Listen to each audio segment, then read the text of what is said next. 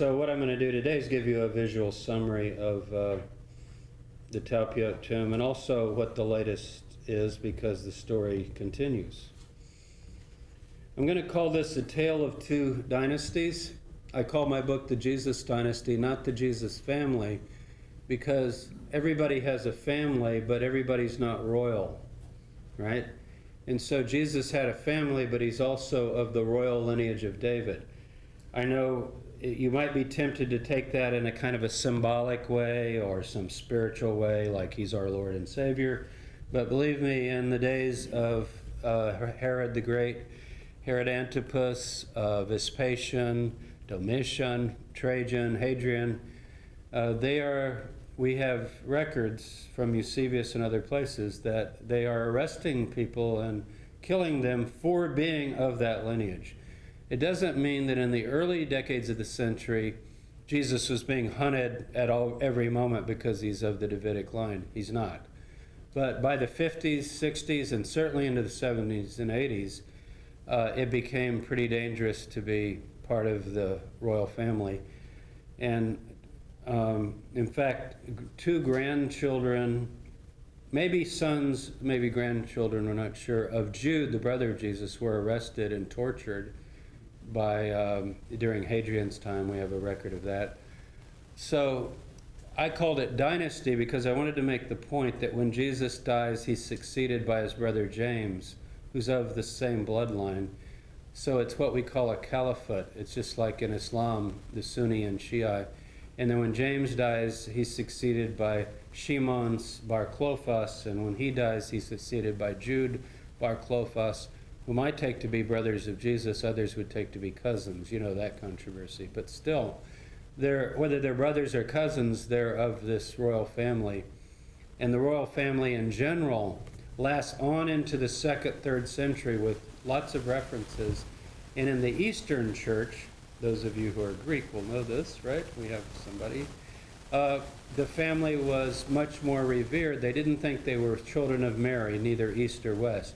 But they did think they were of this royal family from Joseph or his brother. And so there was the idea that they should preside over churches, that in a church you needed somebody of the bloodline, and they were called by the church fathers the leaders who were related to Jesus according to the flesh. They would use that phrase, according to the flesh, which means you're like a actual relative of Jesus. Nobody's talking about children of Jesus that we can find. Dan Brown is talking about that, and maybe this tomb, and of course Michael Bajan and all of that sort of thing. But as far as our texts, our sources, it's always other relatives in the family, not an actual son of Jesus. So why do I call it the Tale of Two Dynasties? Because this is what you do to one dynasty. You string them up and crucify them. The native Jewish population. Herod, according to Josephus, Herod the Great built Masada, or he didn't establish it, but built it up with his palace and all the provisions because of fear that a native king would arise in the country. He knew the potential for this. John the Baptist, according to Josephus, again, not the Gospels, Josephus, was arrested and beheaded by Herod Antipas because there was a fear that he had such a fervent following that he might try to establish himself or another as some sort of a native ruler. And we've already talked about all these other rulers. So this is what happens to one king of the Jews. You know, there are two kings of the Jews, right? So here's one of them, and here's the other one with his royal, that's not Masada, you know what that is, don't you? That's the Herodium, where recently Netzer has identified what apparently is Herod's tomb. So I think just this slide symbolically really sets the stage for power, oppression, values, Jews against Romans, and kind of the two cultures. So I want to put the tomb of Jesus in that context. I'm trying to take it out of a theological context and talk about, hey, if Netzer found Herod's tomb, Herod was king of the Jews, declared by the Roman Senate. And if archaeologists found the tomb of Jesus, Jesus was king of the Jews, declared by the populace. So we got two tombs of two kings of the Jews, and one of them represents one way of looking at life and the other another. So it's kind of a powerful thing. Just in case you don't know, this looks big because maps of the Holy Land, you think this is like, oh, about a 2-hour drive. It's more like 15 minutes. It's 6 miles south of Jerusalem. And from the Talpiot tomb, I think I'm the first one to point this out because I noticed it one day and my mouth fell open. From the Talpiot tomb, you can see the Herodium. Isn't that interesting? If you just like climb up on top of the Talpiot tomb and look to the south, it's Herod's tomb. So if this is the tomb of Jesus, Jesus is buried in the site of the other king of the Jews. I find that sort of symbolically interesting. The story starts in October 202. Maybe you were there. Were any of you in Toronto in October 202 at the SBLAR conference? Did you see the ossuary? Okay, thousands of people stood in line. Herschel Shanks doing his thing he does best, creating controversy and crowds and lots of discussion. Put on display, imported from Israel, borrowed from Israel, this ossuary, written very plainly on the side. Well, we'll come back to that. Yaakov bar Yosef Akidu Yeshua, Jesus son of Joseph, brother of James son of Joseph, brother of Jesus. Get my ossuaries mixed up. This is the James ossuary. Now, I don't need to tell you again, go to the bar website and that little section now on, what's it called, fakes and frauds and forgeries or whatever. Everything is archived there, and I will say to the credit of BAS, pro and con. They have all the papers saying it's a fraud, it's a forgery, all the papers saying it isn't. I'm with those who say that it's authentic. I'm not an expert, but based on my reading and evaluation of the evidence, I absolutely think it's authentic. I also know Oded Golan pretty well, and have interviewed him and talked to him, and I've convinced myself that he did not forge this.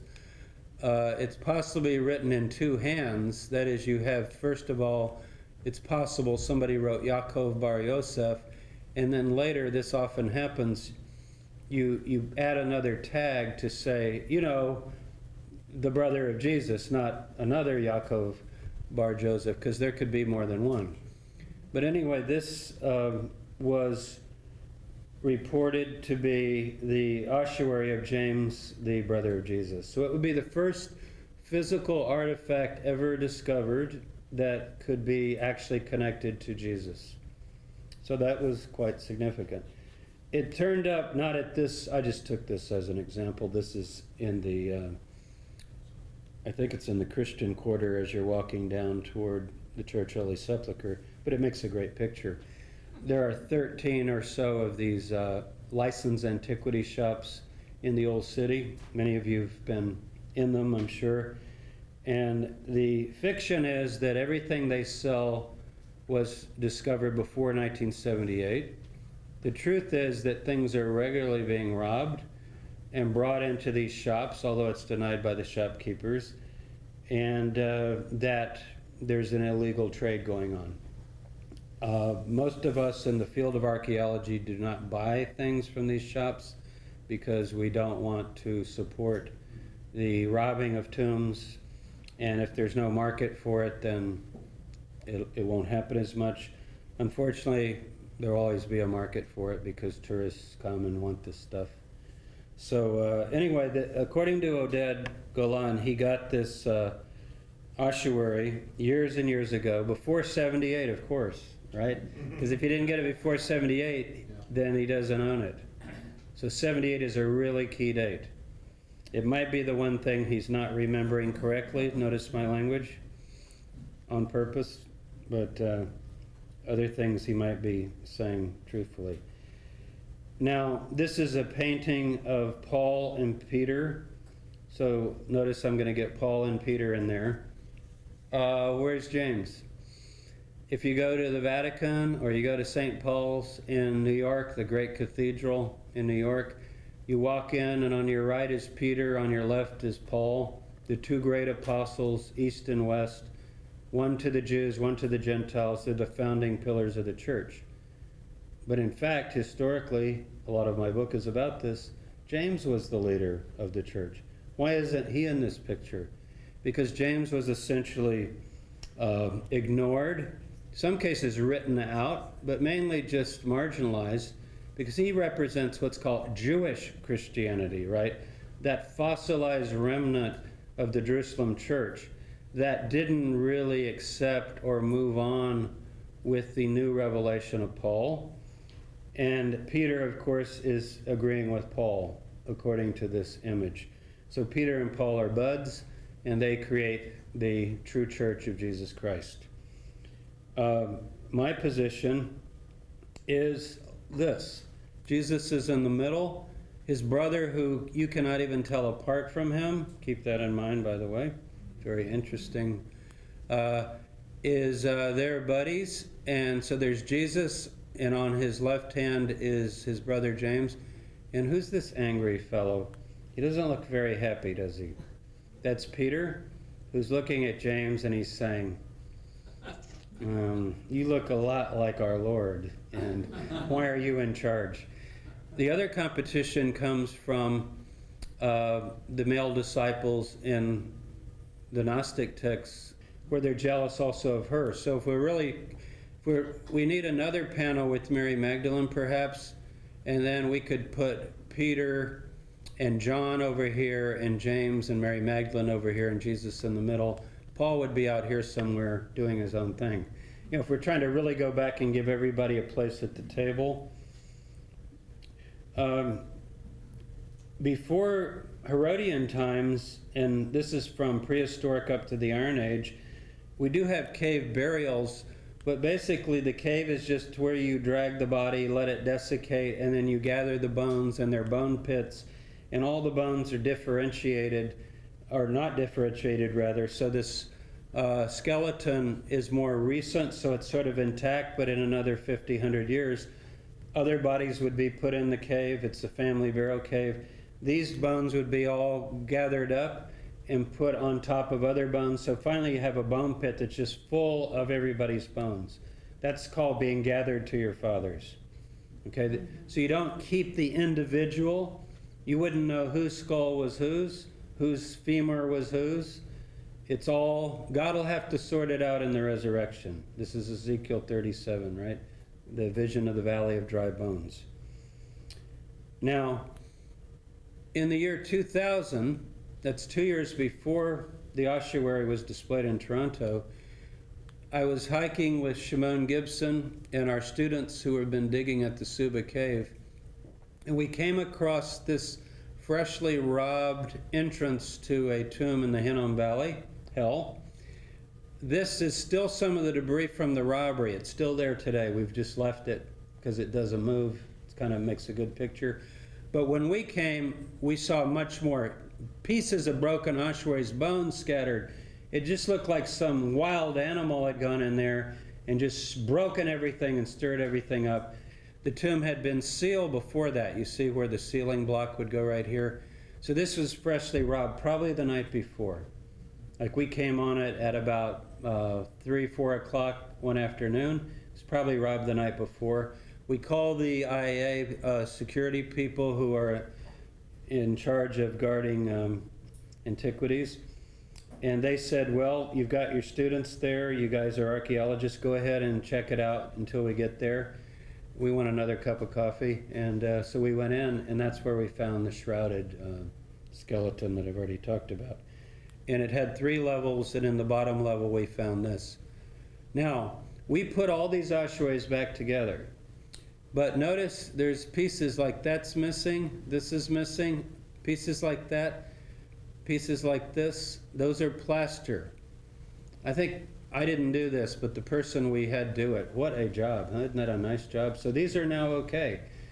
Now, why are they going in, smashing with hammers to smithereens these ossuaries, And then one piece here missing, this piece missing, that piece missing, that piece missing. Our theory is those were the inscribed pieces. So all they're taking, there's no jewelry in a Jewish tomb. You might find a Herodian lamp. Herodian lamp is not even worth $30, but not even worth $5 to these robbers, because they don't get the price that you would pay, like $70, right, for a Herodian lamp. So there, even if you find a lamp, probably not worth putting in your pocket, you probably would take it. But inscribed ossuaries, absolutely illegal. But what you can do in the back room or in the basement of the antiquities store, you get a naive customer like one of you, and you come and you bought, I need some jewelry for my nephew and niece, and you're spending quite a bit of money. Maybe you spent like $3,000, and you're interested in things from the time of Jesus, okay? And they say, I have something I only show to my good customers. I don't want you to tell anybody this. Honestly, it's not on display, but in the back, we have some things that we've had now in our family for 100 years. We have pieces of ossuaries, burial bone boxes, with names like Mary, Jesus, Joseph. Not saying they are those people, God forbid. You're a Christian, those people went to heaven, at least Jesus and Mary. But, these were common names. Wouldn't you like to take home for your mantle an actual piece of an ossuary with the name Joseph on it?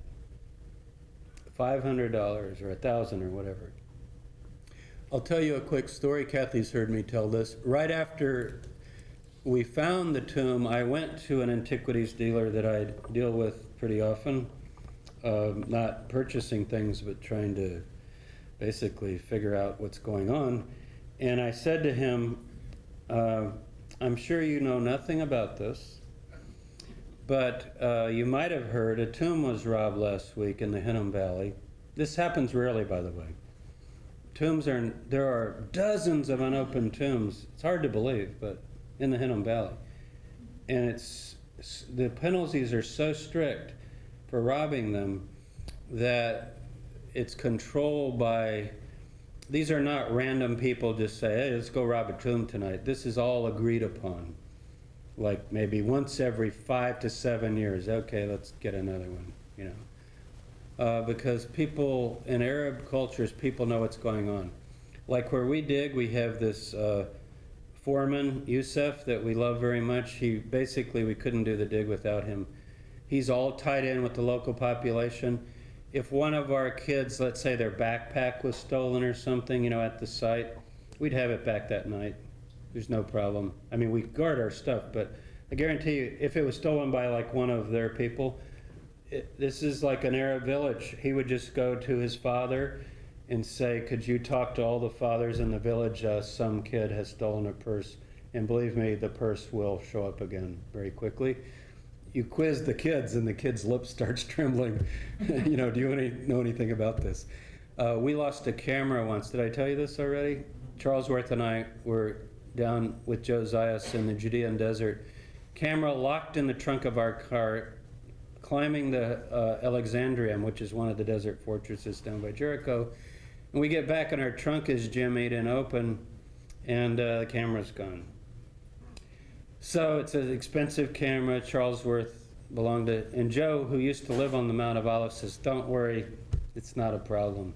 We're way down by Jericho, and he's telling me it's not a problem. Go back to your hotel, I'll take care of it. He goes up to the Mount of Olives, talks to the chief guy that's over all the families, and he tells him what happened, and the guy goes, tell Dr. Charles Worth it'll be at the check-in in his hotel tomorrow morning at the American Colony, and there it was. So I knew this guy knew, but I had to act like I didn't. So I said, we really need these back because we can tell where the pieces came. It's like a jigsaw puzzle, and we're going to do DNA because we have the only shrouded guy ever found. We're going to do DNA studies and profile this whole group. And we also had the only case of leprosy, as I've told you. So we just felt this was really important, but we need the names. We want like to not do A, B, C, D, but like whatever the names were. so-and-so's the mother of so-and-so and also related to this person who seems to be a brother or whatever. So he said, well, Dr. Tabor, I don't know anything about it. I'd certainly like to help you, but I will ask around. So as I'm walking out, he said, would there be a bonus if I got all 17 back? So what does that tell you? Then the James Ossuary, I had to go back, and he was going to be looking, and the James Ossuary story broke. And once that story broke, oh boy, you couldn't get anybody to say they ever had anything related to an ossuary. The Israelis did this unbelievable investigation, trying to find out where that thing came from, and to convict Oded of lying and end the case. If you read the government case, it's on the web, on Herschel's site, you can read it. It says, around the summer of 2000, Oded Golan obtained the James Ossuary. Now, I don't know the evidence for that, but it sounds like a pretty specific date. That led us to think that it came from this tomb, this shroud tomb, because it's the only tomb robbed. All of a sudden it shows up. Well, you could imagine what we started thinking then. Have we stumbled on the James, this would be the James family tomb, and we still think that's a possibility. Shimon is quite convinced of it. If you ask Shimon Gibson, where did the James Ossuary come from? He doesn't think it's a fake. He would say it comes from the Tomb of the Shroud, just circumstantially. We're now going to do patina studies on the James Ossuary and a bunch of other tombs, and maybe this can get resolved. Now, I hadn't got to the Jesus, this is all James, and our shroud tomb. One of the interesting things about Jerusalem is during road building and construction, things just turn up. And you know about the Caiaphas. This is the Caiaphas Ossuary. And this set of slides, I do have the writing for you to see. This was published in Bara magazine. See how hard it is to read the graffiti? Even if you know some Hebrew letters, you can get some of them, but it's still pretty messy. And many scholars are convinced, I'm pretty convinced of this, that this does belong to Joseph Caiaphas, the man who presided over the crucifixion of Jesus. The point I'm making there is we shouldn't preclude the idea that an ossuary of somebody famous would be found. Jerusalem's a small town.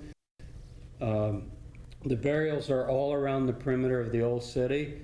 All the construction is all around the perimeter of the old city. So, you know, it can happen. And there have been some pretty amazing finds. There's your picture of Caiaphas. How about this one? This is an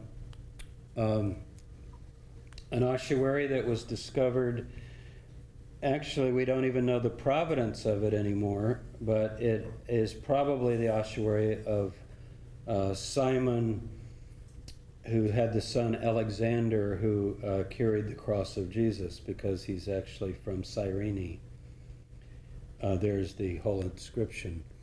And so you have this ossuary of Simon of Cyrene. Why is it in the basement of Hebrew University under a table in a back room? I don't know, but that's where we found it. It seems like it should be on display in the Israel Museum. Could it be that it's a little too sensitive to have things? I mean, this would be directly related to Jesus. The guy who carried Jesus' cross, you found his bones. This has all been covered in Bar. There have been big articles about this. You can look it up. That's why that Bar archive is really good. Also an ossuary on the Mount of Olives, Simon Bar Yonah, although Steve Fawn now says it doesn't say Yonah, but whether it does or not, at the time I wrote my book, I thought it very might refer to Peter. And here was the cover for the tomb film. You can still get this DVD. If you haven't seen it, I would highly recommend it. Now they have the director's cut that has all this extra material. It's really worth having. And even things that were cut out of the US version.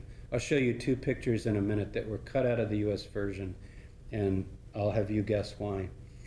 So, March 1980, so we went from the James Ossuary, the Shroud Tomb, to the Talpiot Tomb. Talpiot is a region 2 miles south of Jerusalem. If you just head down the Bethlehem Road, you'll see the Talpiot right on your left. If you've been to the Promenade, any of you, and you look back at the city from the south, You could almost throw a stone at the Talpiot tomb, the Jesus tomb. You're just literally 1 block away. This was found in, it would have had a porch on the front, so this would not have been exposed to the outside. A mourning area, a forecourt is what I'm trying to say, with this very unusual facade that people have talked about a lot. And in the tomb, and Gibson is convinced that it's just a gate motif. You're entering the gate of Hades, so you go in. But I don't see the circle here, so I'm wondering if that's all that it is. Okay, isn't that a great picture? Don't you just love that? How did I take that? Well, one day I flew up to heaven with my camera. Okay, here's the old city. And I just want to show you where the tower, if you go along the wall, it's exactly the angle of the wall, down like this, there's the Talpiot tomb. So it's not that far. Here's another shot going the other way, the Google map. It's right there. Promenade is right there. There it is. I think it's 2 miles, kilometer or so. This is a drawing that Gibson made. People talk about, my detractors often say facetiously, you see all these some blogs. Believe it or not, 1980, this tomb is discovered. Nobody knows anything about the names. This is rescue archaeology, building construction. But who's asked, as a young man, I think he was like 20 years old or something. I don't know exactly. Let's see, 1980. But he wasn't even in his 30s. He's asked by Joseph Gott and Amos Kloner, who are over the excavation, to come do the drawing, so he does the drawing. Unfortunately, we don't know who A, B, and C in this koch are, or B and A here or here, but as you can see, you've got the 4, we call these kochim, where they're the slots where they store the ossuaries. Shelves, 2 shelves for the body. This one was empty. And so you've got 10 ossuaries, 6 inscribed. That's pretty high ratio. All the ossuaries aren't inscribed, believe it or not. It's kind of a private cataloging system for the family. So when you go to visit a tomb, it's your family, you know who's in who, you even know what the ossuary looks like. But as the next generation comes along, what they tend to do is tag them. Or if they move them around, they tag them. And they sometimes add little notes, like this is James, son of Joseph, but it's not that other James, son of Joseph that was the brother of Jesus, Joseph. This is the James, son of Joseph, brother of Jesus, and they make... if we knew the names, it would really help, but maybe we'll find out. These ossuaries were all numbered, but these positions where they were taken should have been numbered as well. If you're a conspiracy person, you would say, well, go figure. But if this is Jesus, Mary, and the kid in number 1 going in, which I think it might be, that would say something about the cluster of that group belonging together, wouldn't it? Here's the famous ossuary. I know you can't make much of it, just looks like a bunch of scratches. This will help a little bit. It's Yeshua Bar Yosef, and you can see all the letters there. It's very clear. Now, the 2 objections to, well, first of all, Jesus, son of Joseph. Okay, it could be Jesus of Nazareth because he's Jesus, son of Joseph. But how would we know, and how would you argue it, and what are the points to be made? Simca, in his film, presents a accumulation of evidence which leads him to conclude that it is, in fact, the tomb of Jesus of Nazareth. The detractors, and this is where evangelicals sort of got in bed with mainstream scholars who normally are following historical critical methods, because they both agree that Simca is a sensationalist and they don't like him at all, and this film was seen as irresponsible. Evangelical Christians felt it was not only irresponsible, it was blasphemous. Of course, this cannot be the bones of Jesus, because Jesus' bones went to heaven, which is something we'll talk about at the end, because that very well might not be what the New Testament says. But anyway, 2 things you heard the most often. The names are common, it means nothing. Secondly, Jesus would not have been buried in a cave tomb, a rock tomb, because he's too poor. And then a third that a few people said, Cloner, for example, Jesus wouldn't have been buried in Jerusalem. The family's from Nazareth. Everybody's from Nazareth. They would have taken him to Nazareth. Those are really the main objections. And they're all pretty weak, and they're all pretty wrong. So, I don't think, you can read my blog and see if you agree. If we take a stadium, football stadium, here's the Pompey Stadium, and we have 50,000 people, we ask all the males named Yeshua to stand, we'd have 2796. If we say, sit down if you don't have a father named Joseph, we'd have 351. How many of you with the father named Joseph also have a mother named Mary? So these are common names. We're down to 173 out of 50,000. And then if we pop this question, any of you with a brother named James? If Jesus was there, he'd have to stand, but otherwise nobody would stand. So with a jump of 3 steps, we're down to less than 1 person. Just keep that in mind, because there are other factors as well. The James and Jesus ossuaries side by side look like they're made by the same hand. This needs to be studied, and it hasn't been studied, and it can be studied. This actually can be a fingerprint because the carving and the style of carving, you can see the way the lids fit, the shape, the size is very, very close. It wouldn't prove they're from the same family, but it would show that the ossuary maker was used for both. It would just be one more piece of evidence, and it can be pursued. You can tell by the cutting marks. There's a certain style that each stonemason develops. I'm more interested in what we call the prosopography, the names. In a hypothetical tomb, here are the names, let's start with it. Here are the names that are in these are the 6 names.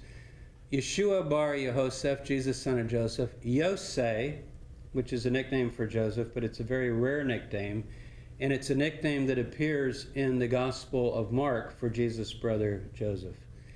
And it only occurs 3 times in any other. If you look in Tali Lan's, she has this lexicon of Jewish names, male and female. This would be ossuaries, inscriptions, even literary references, just to see how common names are. Yosei is extremely rare. Joseph is not rare, but Yosei is. Just like Jimmy would be more rare than James, you see. Or Jimbo would be really rare. So if I was called Jimbo and you found my grave and it said, there's old Jimbo and his father or whatever. Maria, written in Hebrew with the hay, pretty rare. Written with the hay, because that's the Greek form of the name, but it's written in Hebrew. This is the kind of clincher, one way or the other. Miriamne Emara, Miriam, also known as Mara, Mara being meaning Lord in Aramaic, and Matthew, and Yehuda bar Yeshua, which we assume would be the son probably of this guy here. So that's what's explosive. If he has a son, does he have a wife? And who would be his wife? And who would be in a hypothetical Jesus tomb? So what convinced me, I just want to show you what they look like. There's the Yosef. Nicely done, huh? There's the Maria. Same hand. You can tell it's the same hand, same style.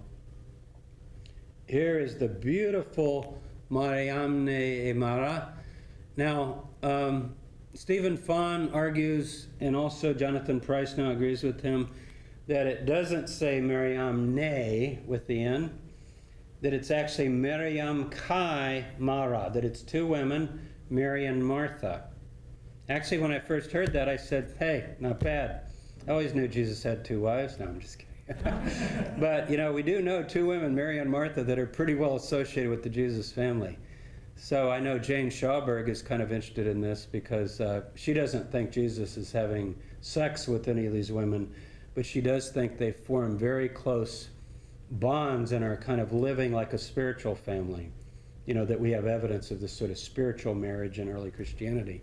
So actually, if it does read Mary and Martha, that's still interesting, but I don't think it does. I'm not an epigrapher, but I am a historian. And let me tell you that I do know this. This name of Miriam is just the common name for Mary, right? Remember, it comes from Moses' sister, Miriam.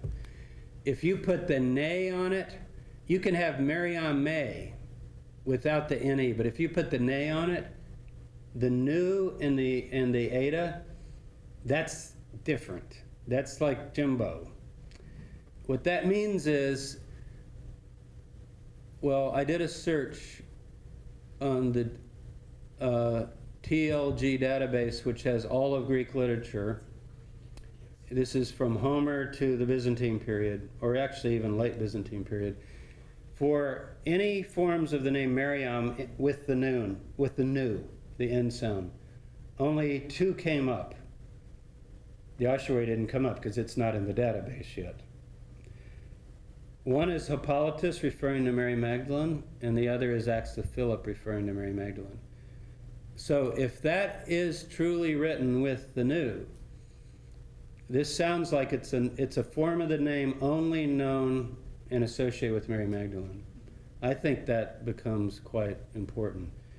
I put that on my blog. I probably shouldn't have, because I want to kind of keep some things back for a while that I'm learning. But I was so excited I put it on my blog. Wasn't a single reaction. Nobody's talking about it. My guess is it's because people are thinking, let's don't talk about that one, because it's pretty hard to address. I mean, think about it. Now, you might say, wait a minute, I have a copy of Josephus. Also, if you type in right now, Wikipedia, and if you have a computer working, type in Mariamne. You'll get a ton of references to Mariamnes all through Josephus and so forth. Guess what? And it's on Wikipedia because it's in Whiston's version of Josephus that everybody has, you know, the English cheapo edition you can get. Because Whiston put the N in, even though the Greek doesn't have it. The Greek has the mu, no nu, and yet in the English he has Herod marrying Mariamne. That gets then into Wikipedia, every reference book, every Bible dictionary. You find Mariamnes all over the place. That throws everybody off. They think, oh, it's a common name, Mariamne. It's on Wikipedia. Not in Greek. You see what's happening? We don't do our research with English. We do our research with Greek. So, and Mara can mean Martha. But it would be more likely Martha that was Martha. This is what it looks like on the front. Now, you know, if this is the girl, the woman has money. What a beautiful ossuary she has for herself and for her son. But this is, unfortunately, I just have a close-up of the son's ossuary, but it's the same style as the mom, if she's the mom. It's also nicely tooled and so forth. Matthew, I have an idea of what to do with, but for today, I've got to kind of hurry. I don't know where exactly he fits. And then there's Mariamne again.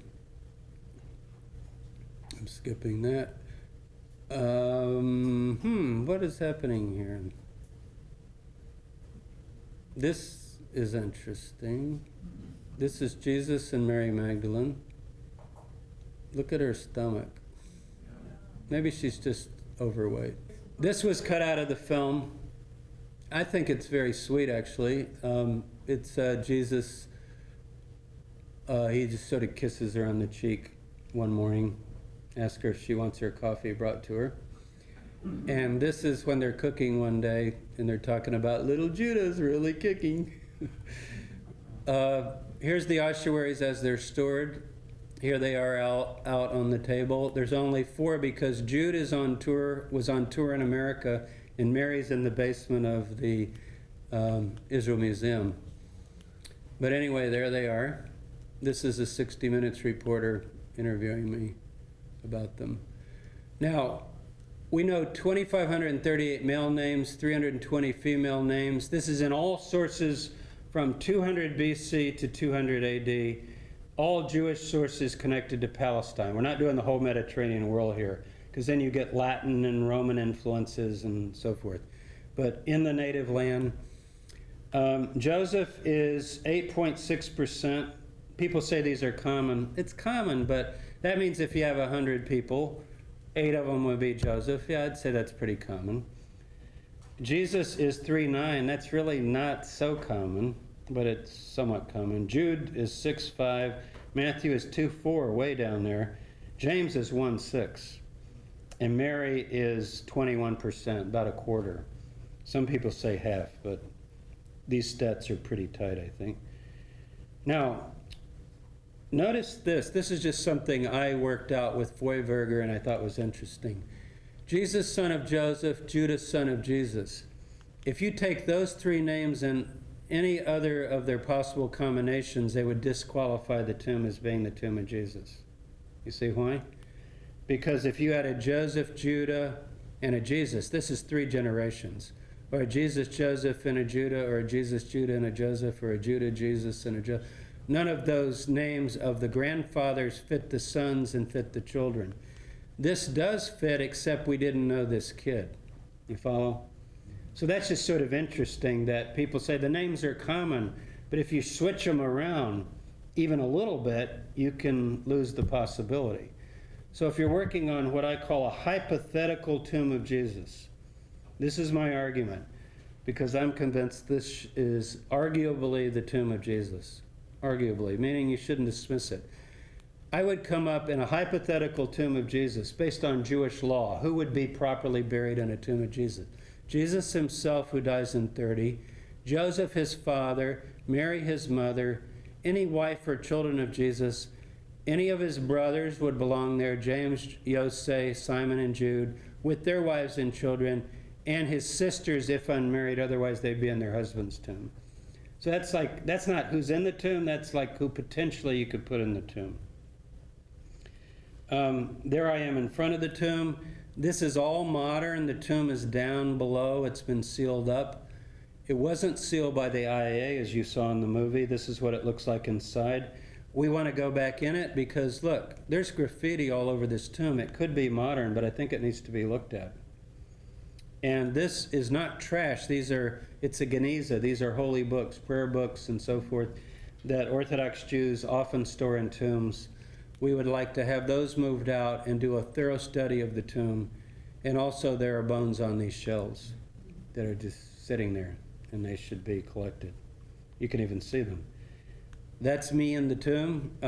I put this in to make the point, not like I've been in the tomb, that I found it to be a connecting moment, a holy moment. I didn't find it to be a faith-shattering moment, but a faith-building moment, because I thought, could it be that the guy I've given 45, 50 years of my life to study, I now have arrived at the place, where he last was, and his family. I found that incredibly moving. And I'll tell you what it has to do with resurrection in a minute, because we're still going to do Paul, right? Okay? You've seen this before. Jerusalem is destroyed. So given 70 AD as the terminus for people burying their dead peacefully in Jerusalem, because the Holocaust broke out, it was absolutely horrible. As I told you need to read the Jewish War pretty often to remind yourself of how horrible things were. We just talk about, and the Roman-Jewish War broke out, 66, 73, and then Bar Kokhba. Wait a minute now. This is so horrible what happened. The whole culture is shattered in disaster and destroyed. There's barely anything left. So I would put in a hypothetical tomb of Jesus, and I'm not cheating here. This is what I would put before the Talpiot tomb. I did this, not really, but I would have done it. I would put Jesus because he died in 30. I would put Mary, his mother, potentially, if she died before 70, and I don't know that for sure. I wouldn't put his father because I think he died earlier and he would be buried in the Galilee. Any wife or children of Jesus, and the only brothers we know that died before 70 are Jose and James. And James could be in there, maybe. So that's who I would put in the tomb. And in fact, that's the names that you get, with James as a question mark. You've already seen this, so I won't go over it again. But please notice that he's buried initially. There are 2 burials of Jesus. The first burial is a temporary burial in haste, Since the tomb was close at hand, because the Sabbath was coming, they put him in a tomb near the place of crucifixion. I don't think that can be Joseph of Arimathea's tomb. It doesn't make sense to me that it would be, even though Matthew says it was. But only Matthew says this. Look, a rich man in his own new tomb. That's one word in Greek, his own tomb. And it's an attempt to fulfill a prophecy in Isaiah that he was buried in a rich man's tomb. But Mark doesn't say it's Joseph's tomb. He implies that they picked the tomb because they were in a hurry. John explicitly says they picked the tomb because they were in a hurry. Look at Mark. Let's see. No, Mark. I didn't quote the part in Mark. Luke doesn't know that it's Joseph's tomb. So I would see this as a Matthean interpolation. I don't think it's Joseph's tomb. You've seen that picture before. This is a reenactment of collecting the bones. 1 year later, you put them in an ossuary. It's a little cleaner than it really would have been. I guess they didn't want to gross people out. But you would have bits of hair on the skull. You'd have bits of skin and organs still sticking to the bones after a year. But you could collect them and put them into the ossuary. And it was a rite that you would do with the family 1 year after the death. That's a Qumran shaft grave. This is actually what an ossuary looks like with the bones out of it. All of this is human fluid and material. Those are pieces of bones. So when you hear people go, was the ossuary empty? Yes, it's empty. They dumped all the bones out and they were buried somewhere. But it doesn't mean the ossuary is clean. So the DNA tests were done on the remains. However, the DNA tests, what did they tell you? There's no connection between Yeshua and Mariamne. You say, well, then big deal. There's no connection. There were 3 Marys in Jesus' life that were important to him: his mother, his sister, and Mary Magdalene. If it's not connected to him, it's not the mother and it's not the sister.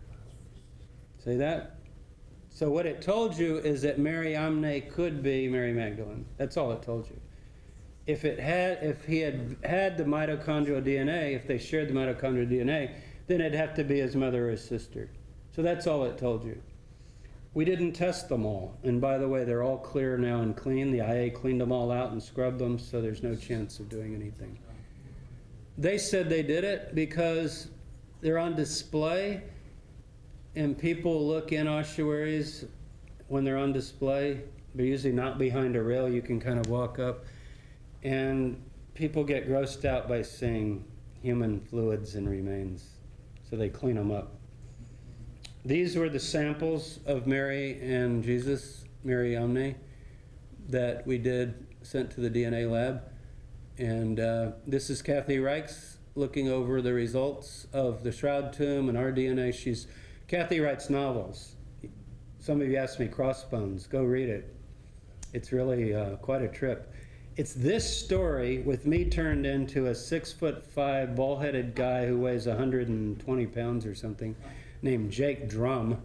But the great thing about a novel is you can have murder, intrigue, people having sex with each other, make the DNA come out any way you want. So it's a real thrill to read. But the book does have an appendix, or I think actually a foreword, that says, here are the facts, and now enjoy the story. So if you want some good bedtime reading. Anyway, I started to say Kathy is a great mystery writer, but she's also a wonderful forensic anthropologist and the best in the country in many ways. I mean, she's in the top 4 or 5. She gets called on all the major cases in Canada and the United States, and she's really an amazing person. I think I've told some of you this story, but years ago at Qumran, there was a rainstorm. You know that picture that was real green I showed you? That was in December of '91. And one of the graves washed out on the edge, and there were bones just down on the highway. So I saw this little teeny, so I thought, I have an Essene baby bone. Wow. You know, isn't this cool? Because the Essenes aren't supposed to be having kids. So I take it to Kathy. She's at our university, by the way. Just so happens, isn't that interesting? And I said, Kathy, you got to see what I have from the Qumran cemetery. I got this bone. I think this shows that they were having babies. which is not unheard of in monasteries and so forth, to find babies buried underneath, right? And she goes, cat. I said, what did you say? Cat. I said, you're saying this is a cat bone? She says, absolutely, James, the cat bone. I said, you didn't even look at it. Look at it. It's not. It's an Essene baby. She goes, it's a cat, James. You're wasting your time. So I said, what, they had pets? She said, probably just a cat by the side of the road died, and these bones washed down, and you just don't know enough about anything. So you could have probably had an Essene baby bone, but instead you brought the cat bone home.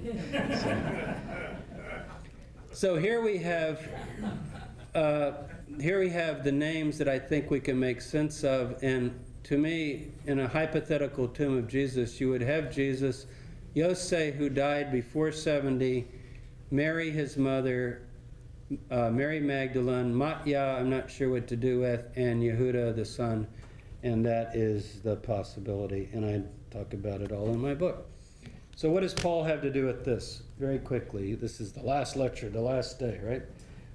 What Paul has to do with this is he defines resurrection, as I said this morning, as taking off the old clothes, being naked, and in fact he makes the point, we don't want to be naked, like stay naked.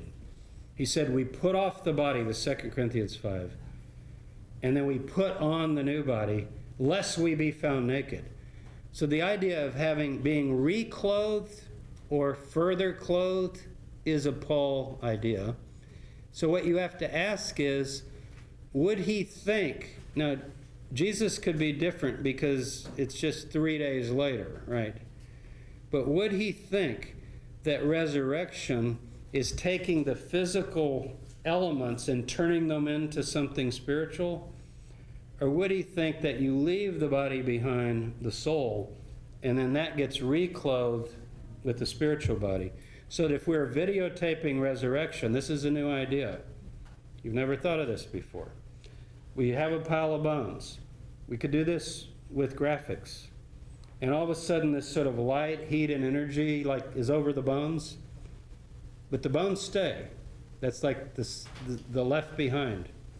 And then this entity begins to form and walks out and looks visible as a human. So it's sort of coming from the bones, exactly as you expect at the end when the resurrection of the dead takes place.